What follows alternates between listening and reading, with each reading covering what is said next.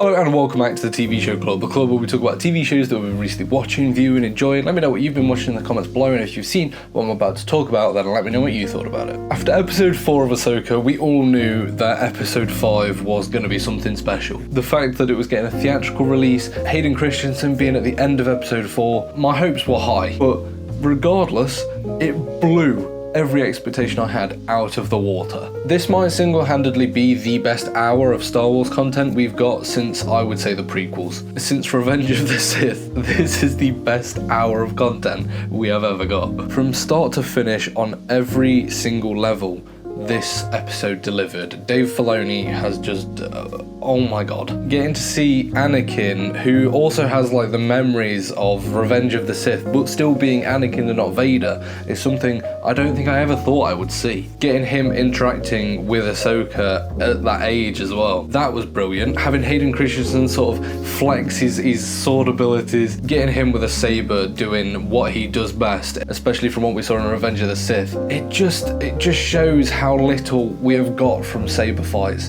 because this just blew out of proportion everything we have seen recently. Then dropping into the young Ahsoka and Clone Wars Anakin, oh my god. I lost my shit when I saw the clones just running. Oh my god. Hayden looks brilliant as that Clone Wars. He doesn't look great when they tried to do him really young as a Padawan. But he looked so good in this with the shorter hair. I feel like this is what I wanted from Kenobi, and I never once got. A feeling of satisfaction of seeing him as Anakin in this way. It was just stellar.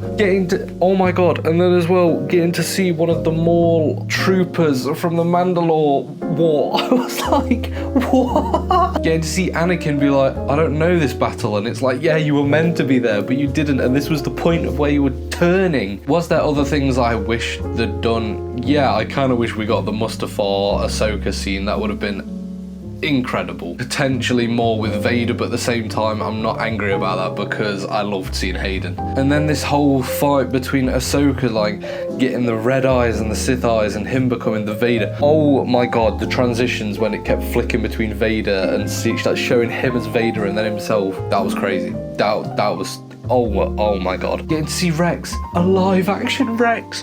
I wish they'd let him take his helmet off. I get why they don't, because it just wouldn't look right, but at the same time, what a treat. They did everything so right. I loved it. I loved it. I had such a smile on my face. The lesson that Anakin is teaching Ahsoka is that you need balance. He was trained up to be a warrior, and that's where the Jedi slipped and fell before. You have to have this balance between the light and the dark. You can't just be one thing or perceived to be one thing. And he was trying to show her that you have to have the light and the dark, and you have to balance and find peace in the middle. And I mean the brilliance of her in the white afterwards. I can't wait to see Ahsoka after this. I hope they keep it in the white because I think it looks absolutely stunning, and it fits where she is as a person now. It fits the character so well. Even everything outside of this in this episode was good. Seeing Jason fall into his more Force abilities and seeing those creep in, that's going to be something absolutely brilliant to explore. And how he interacts with Hera and just that whole crew, I really liked that side of it. Seeing the interactions with the New Republic and how they're against all this rebellion when it's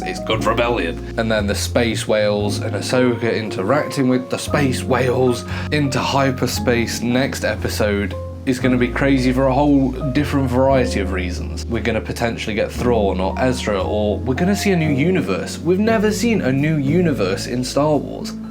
That is mental. I just loved it. I loved every minute of it, and it makes me sad because I want more of it, but I know that we will probably never get another Hayden Christensen Ahsoka. You could have literally a whole show about them in real life, just interacting. Part of me wishes that this whole episode was 46 minutes of the whole Ahsoka Anakin thing rather than flashing between the two, but at the same time I can't complain. It was just outstanding. I loved it. This is my Star Wars. I grew up on the prequels. I've always loved the prequels. I've always loved Revenge of the Sith is incredible. Growing up as a kid watching Clone Wars and getting to know this character of Ahsoka, and then getting back into Star Wars through Clone Wars years later, and then and having this resolution of actually there being almost a really, really nice ending to Ahsoka and Anakin's story. We got that sort of resolution with Anakin and Kenobi because their Force goes together. It was kind of a nice completion of the journey for them. We never got that with Anakin and Ahsoka until now.